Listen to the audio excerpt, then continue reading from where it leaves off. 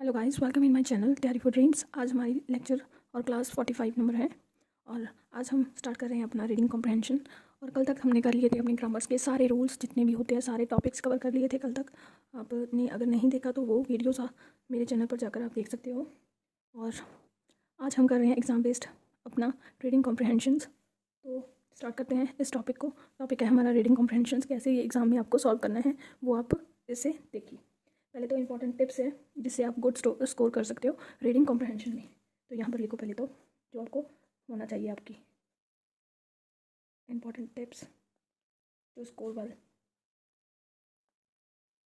यहाँ लिखो score good well marks. Tips क्या है देखो। टिप नंबर 1, आपको अपनी पहले तो सबसे पहले क्या करना चाहिए, अपनी इम्प्रूव करनी चाहिए वो कैप। यहाँ लिखो इम्प्रूव योर वो कैप।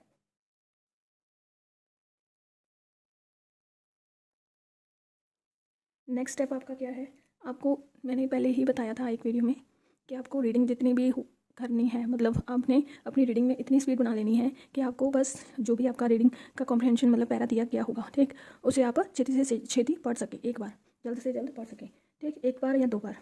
पहले तो आपको एक बार सारा पैराग्राफ पढ़ना पड़ेगा ना, कहाँ पर कौन सा वर्ड है, तो इतना ध्यान से पढ़ना कि आपको अच्छे से पता चल जाए कि कौन सा वर्ड कहाँ आएगा, ताकि आप जब क्वेश्चन देख रही हों तो आपको पता चल जाए कि इस क्वेश्चन का आंसर मैंने कहाँ रीड आउट किया था पैराग्राफ में। अगर आपके पास टाइम है तो पहले जो पैराग्राफ होगा उसे 2 बार पढ़ें अच्छे से ध्यान देकर। अगर आपके पास नहीं है टाइम इतना कि आपका टाइम थोड़ा सा बच गया है, बहुत नहीं है आपके पास, तो आप क्या कर सकते हैं, एक बार रीडिंग करके फिर क्वेश्चन पर जाएँ। ओके, थर्ड क्या है आपका, पैसेज को आप अच्छे से पढ़ें, ठीक, पैसेज को आप अच्छे से पढ़ें।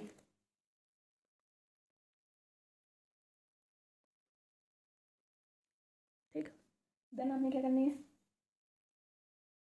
जब भी आप पढ़े ना पैसेज को तो आपको फोकस बहुत ज़रूरी है। पहले तो आपको फोकस लगाना पड़ेगा, इधर इधर उधर ना कर देना अपना फोकस, ठीक, बहुत ही ध्यान से पढ़ना है ताकि आपको पहले ही एक बार पढ़े पैसेज और आपको पता चल जाए आगे जब आप क्वेश्चन देखो कि इस बारे में मैंने पहले किस टाइप मतलब कौन सी लाइन में पढ़ा था या किस सेंटेंस में पढ़ा था, ठीक। रीडिंग स्पीड को इतना इम्प्रूव करो कि आपको रीडिंग करना बहुत आसान हो जाए, मतलब जस्ट आप 2 मिनट में आप पूरा पैराग्राफ रीड कर लो जितना भी पढ़ा हो, ठीक। प्रैक्टिस करो, लॉट प्रैक्टिस, प्रैक्टिस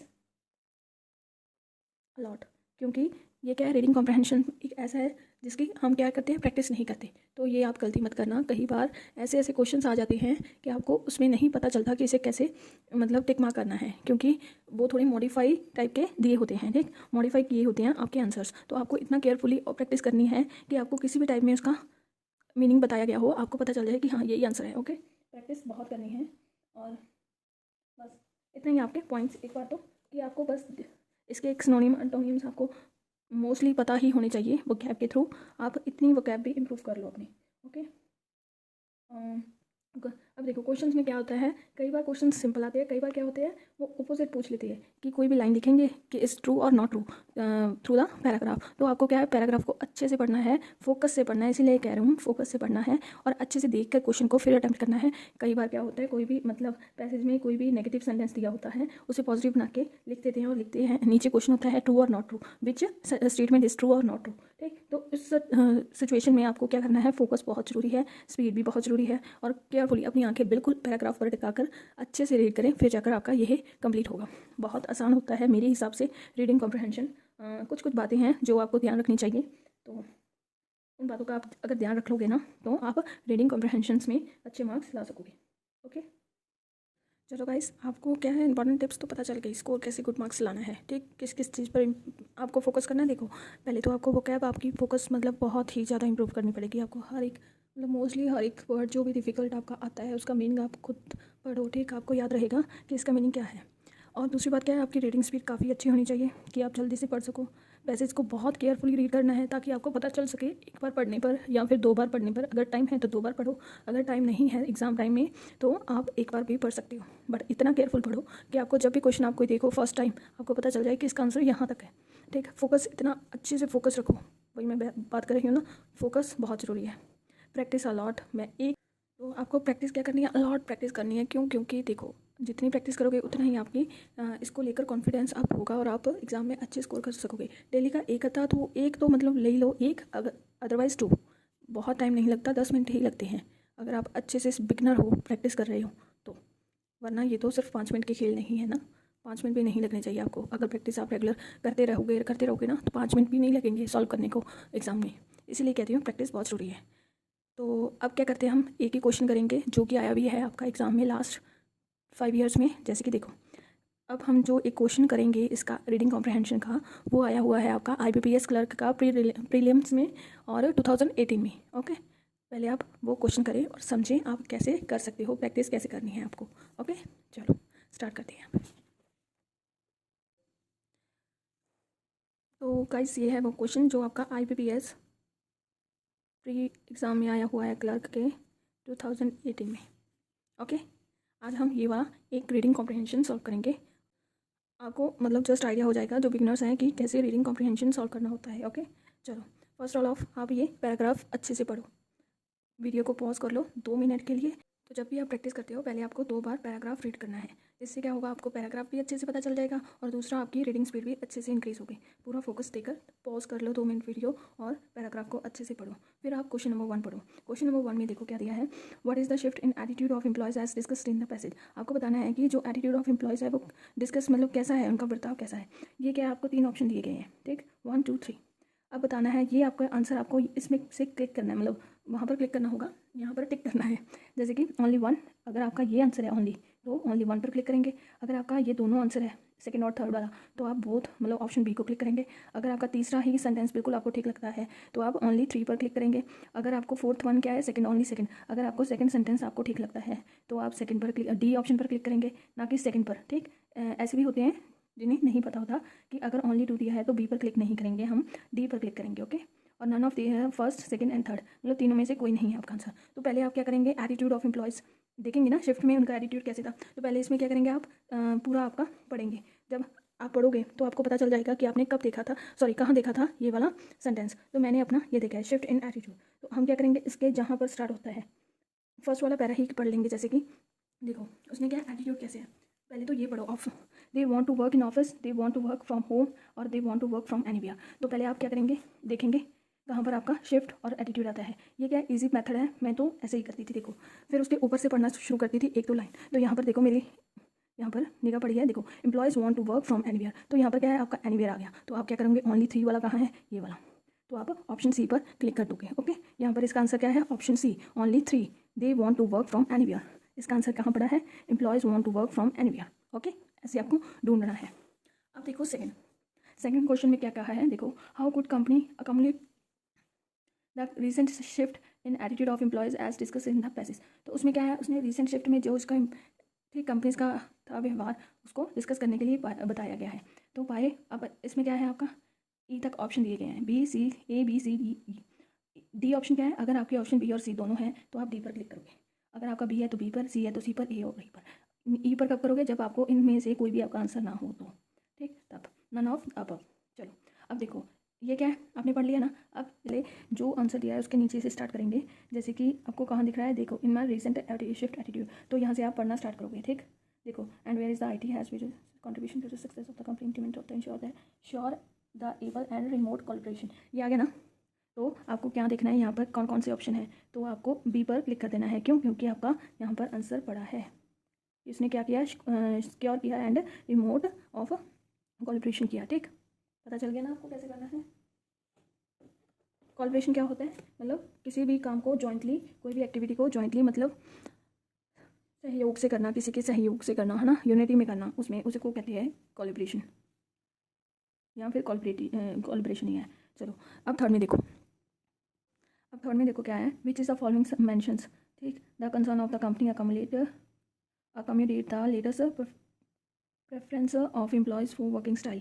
अब इसमें क्या दिया है, आपको वर्किंग स्टाइल देखना है। आपको मेंशन किया गया है कि उसका लेटेस्ट जो प्रेफरेंस है ऑफ एम्प्लॉयज़ वर्किंग स्टाइल क्या है। तो आपको ये ऑप्शन दिए गए हैं 5 और इनमें से आपको ढूंढना है कि उनका क्या मतलब वर्किंग स्टाइल क्या है। देखो पहले तो आपने ये देखा, इसके ऑप्शंस देखो, lack of trust of employees, perception the employees will not work hard anywhere apart from office, working anywhere will make employees to work longer hour. और ऑप्शन डी है बी और सी दोनों, और ऑप्शन ई है ए और B दोनों। आपको देखना है कौन सा इसका आंसर हो सकता है। पहले आप क्या करोगे, रीड करोगे, जहाँ पर आपको याद होगा कि यहाँ पर था।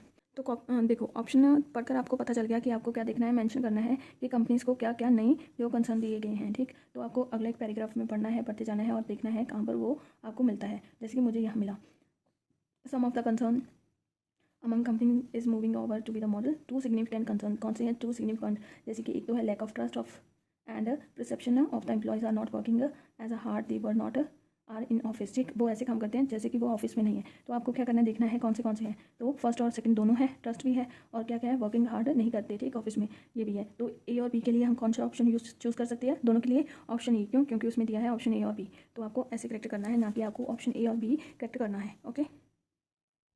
ताकि आपको क्या करना है, ऑप्शन ई करेक्ट करना होगा आपको। कभी भी ऑप्शन ए और बी दोनों नहीं करेक्ट कर सकते, या फिर एक मत कर लेना। अच्छे से आपको ऑप्शन में ध्यान देना है कि उसने क्या कहा है। अगला क्वेश्चन देखो 74 number, how could companies overcome there concern for the latest preference of employees for style of working. कि वो क्या है, ओवरकम कैसे कर सकते हैं जो उनकी कंसर्न्स हैं लेटेस्ट प्रेफरेंस ऑफ एम्प्लॉयज़ की जो स्टाइल ऑफ वर्किंग है, ठीक, उसको ओवरकम कैसे कर सकते हैं। तो ये पढ़कर आपको क्या करना है, आपके पहले ऑप्शन पढ़ने हैं, by not offering work for from home model, by measuring employees for the output they generate, not by the art they have worked. Third क्या है, by offering work from anywhere model, और by allowing fourth क्या है, by allowing only those who are interested to work from anywhere and none of the above. अब देखना आपको इसी का आगे जाकर। अब यहाँ पर क्या है, ओवरकम फर्स्ट में ही दिया हुआ है, तो उसने कैसे ओवरकम किया देखो। Overcome the perception concern worker to measure the outcome and not और are they have work commonly referent.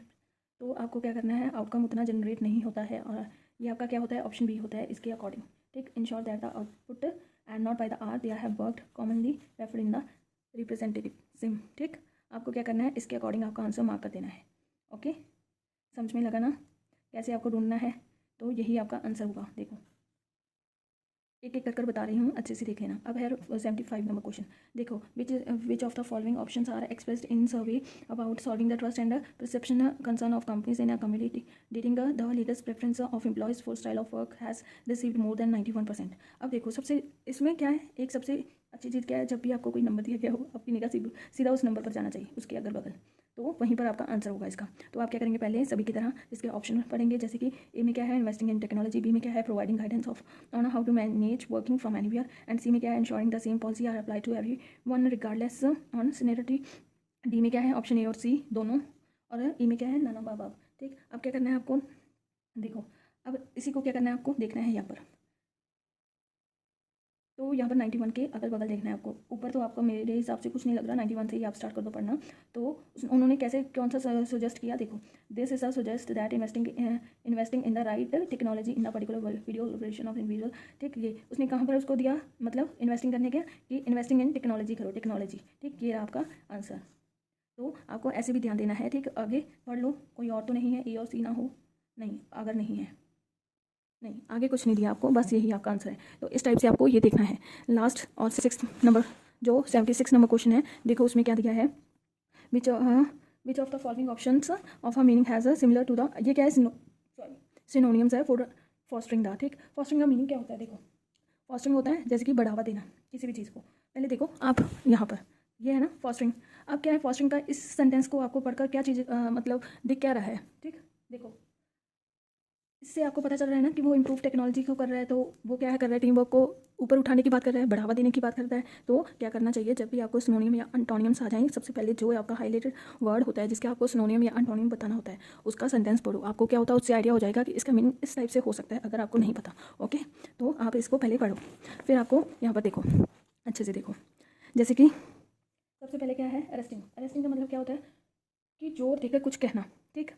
जैसे कि स्टेट द फैक्ट कि यही ही सच है, यही ट्रू है, ठीक। फोकसिंग का मतलब क्या होता है, किसी पर पे करना, मतलब पर्टिकुलर एक्शन पर या किसी भी वर्क पर अटेंशन देना, ठीक। फोकस आपका उस पर लाना, तो फोकसिंग वो होता है। कोलैबोरेटिंग क्या होता है कि कोई भी काम को आप कोलैबोरेट मतलब संगठन या फिर सहयोग लिख लो, ठीक। सहयोग मतलब work jointly on a activity, किसी भी एक्टिविटी पर आपको काम कोलैबोरेट करते हैं ना। जैसे कि कोई भी कोलैबोरेशन होता है, क्लोथ्स का कोलैबोरेशन क्या होता है, जब 2-4 दुकानें एक जगह आकर अपनी सेल लगाती हैं, तो वो क्या होता है, उनका कोलैबोरेशन होता है, ओके, कि वो वर्क जॉइंटली करते हैं वहाँ पर। तो अगला क्या है, इनकरेजिंग। इनकरेजिंग मतलब क्या होता है, गिविंग समवन सपोर्ट, ठीक, किसी को इनकरेज करना, किसी को सपोर्ट करना, उसका कॉन्फिडेंस हाई करना, ठीक। एडमिटिंग क्या होता है, मतलब किसी भी चीज़ को आप कुछ ने गलत कर दिया, कुछ भी गड़बड़ी करती, तो आपको उसको क्या है, एडमिट करना कि मैंने हाँ ये गलत कर दिया। तो एडमिट का यहाँ पर क्या मीनिंग हुआ, स्वीकार करना। स्वीकार करना मतलब कन्फेस करना कि हाँ ये मैंने ही किया है, कन्फेस। तो आपको इसके हिसाब से आपको मैंने सबके मीनिंग बता दिए। तो फर्स्टिंग का मीनिंग इसके हिसाब से क्या लगता है आपको, इनकरेजिंग ना, तो आप डी ऑप्शन पर अपना क्लिक कर देंगे और आपका यहीं आपका ये रीडिंग कॉम्प्रीहेंशन का एक जो भी पेपर में आया था वो कंप्लीट होता है। आई होप आप सबको पता चल गया होगा कि कैसे इसको सॉल्व करते हैं, और अच्छे से इसकी प्रैक्टिस करना, डेली प्रैक्टिस करो एक आधा रीडिंग कॉम्प्रीहेंशन, ताकि आपकी स्पीड इंक्रीज़ हो सके इसको लेकर, और आपको पता चल सके किस टाइप के क्वेश्चंस आते हैं। अलग अलग टाइप के क्वेश्चंस आप सॉल्व करो ताकि आपको हर एक टाइप के क्वेश्चंस, ये तो है एक नॉर्मल पैराग्राफ, किसी में भी क्या होता है पैराग्राफ 1 पैराग्राफ 2 ये भी टाइप में आते हैं, तो आपको सभी टाइप के पैराग्राफ मतलब रीडिंग कॉम्प्रीहेंशन करने चाहिए, ताकि आपकी इतनी प्रैक्टिस हो जाए कि आप एग्जाम में इसमें 2 या 5 मिनट से 2 या 4 मिनट में खत्म हो, ज़्यादा टाइम मत लेना। Okay, thank you so much guys for watching my videos. I hope आप सबको पता चल गया होगा कि कैसे रीडिंग कॉम्प्रीहेंशन एग्जाम में सॉल्व करते हैं और आप कैसे कर सकते हो, ये फॉर बिगनर्स थी specially. And thank you so much for watching and bye tata, see you in next video with new topic. Bye, take care, please like and subscribe my channel, and please share with your friends who